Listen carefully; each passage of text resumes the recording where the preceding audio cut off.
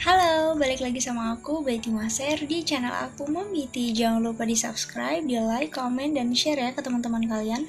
Follow juga akun Instagram aku, Betty Maser.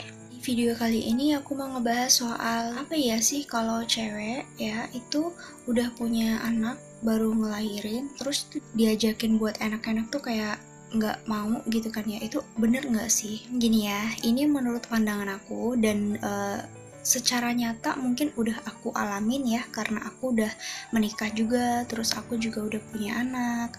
Terus mungkin ada benarnya ya, yang perlu laki-laki tahu itu ya. Jadi cewek itu ketika dia sudah melahirkan terus gairah seksualnya menurun, itu wajar ya kalau menurut aku, karena butuh penyesuaian gitu. Jadi toh juga dia barusan mengalami pasca persalinan ya, karena ngelahirin itu kan antara hidup dan mati ya, bener-bener perjuangan banget.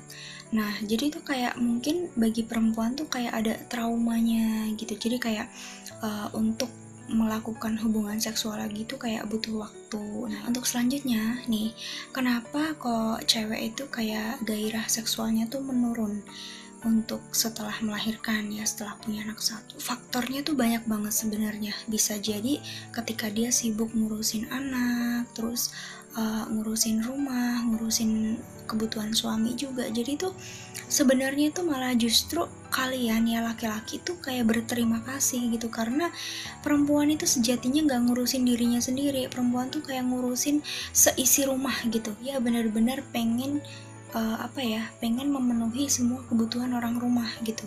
Jadi harus toleransi.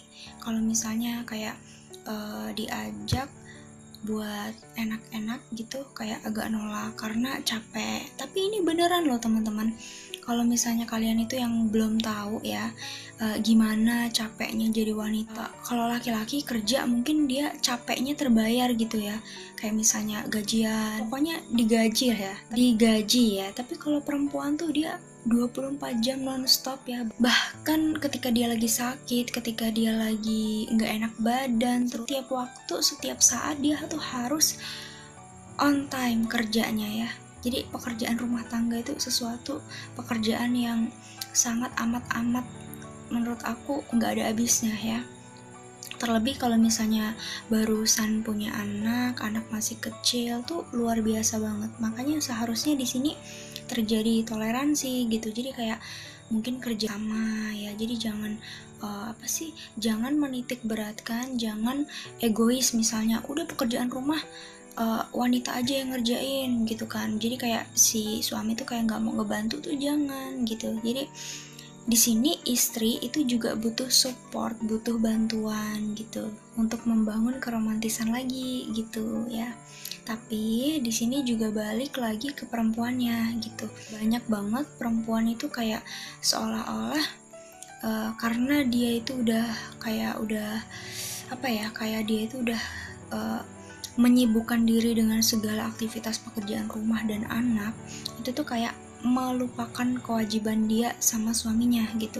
Ini nggak boleh juga, karena kan suami bagi istri itu kan kayak surga gitu kan ya. Jadi apapun kebutuhan suami, apapun yang suami perintahkan dan suami mau tuh kita harus turutin gitu. Jadi kepentingan suami itu harus segala-galanya di atas kepentingan yang lain gitu. Kalau misalnya di sini kasusnya istri selalu nolak, itu nggak boleh ya, karena di sini sebenarnya yang paling utama tuh suami gitu. Jadi sebenarnya kuncinya itu adalah ya toleransi ya, saling bantu membantu, terus kayak saling pengertian gitu. Kalau kalian itu sama-sama ngerti, terus ngejalaninya tuh kayak dengan ikhlas gitu, pasti akan kerasa enaknya.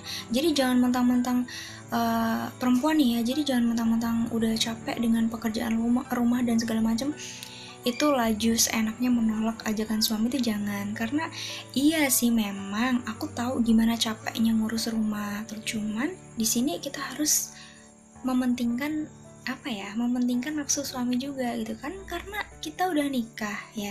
Jadi jangan sampai suami itu jajan di luar, jangan sampai suami itu kayak berhayal, berhalusinasi dan mungkin mengidam-idamkan wanita lain tuh jangan. Bisa malah segimana mungkin kita itu tuh kayak nggak bisa dilupain sama suami. Jadi kayak suami tuh dikit-dikit ingatnya kita gitu. Jadi di sini kejawab ya, kenapa kalau perempuan tuh kalau misalnya dia barusan melahirkan ataupun punya anak satu tuh jadi kayak males-malesan buat hubungan badan, buat menjalin keromantisan lagi sama suami tuh susah. Itu ya memang faktornya banyak banget ya, mungkin karena anaknya yang udah mulai aktif, terus gimana ya, namanya kita punya anak kan kayak kepentingan kita tuh kayak agak digeserin sedikit gitu kan ya. Jadi kayak yang biasanya kalau misalnya belum punya anak tuh mainnya itu setiap waktu dimanapun tempat oke. Tapi kalau kita udah punya anak kan kita mainnya nunggu anak tidur, terus kayak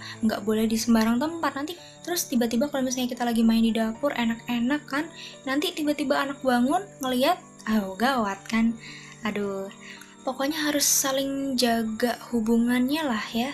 Jadi jangan sampai wanitanya tuh kayak malas-malesan, udah gitu jangan sampai laki-lakinya tuh sampai berfantasi dengan yang lain-lain tuh jangan ya, karena godaannya itu banyak banget. Karena memang benar kata pepatah, rumput tetangga itu lebih hijau ya.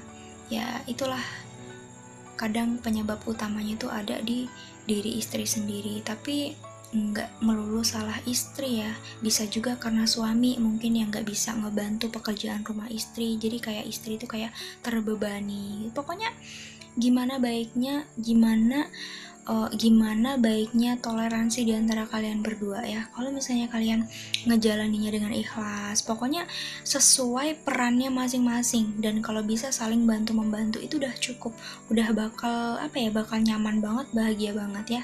Karena sejatinya pernikahan itu adalah untuk melengkapi kekurangan ya, karena kan manusia itu nggak ada yang sempurna, jadi pasti punya kelemahan dan kekurangan. Nah itulah, aku yakin kok Allah itu nyiptain kita berpasang-pasangan itu dengan kelebihan dan kekurangannya masing-masing. Jadi Allah itu udah nyiapin kita jodoh terbaik ya, pasangan hidup yang terbaik, dan itu pasti dapat menutupi kekurangan kita.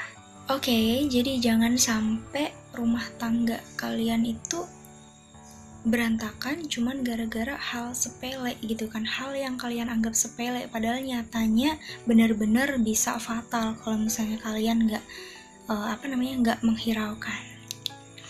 Oke, itu aja tips dari aku. Oke, sampai ketemu di video aku selanjutnya.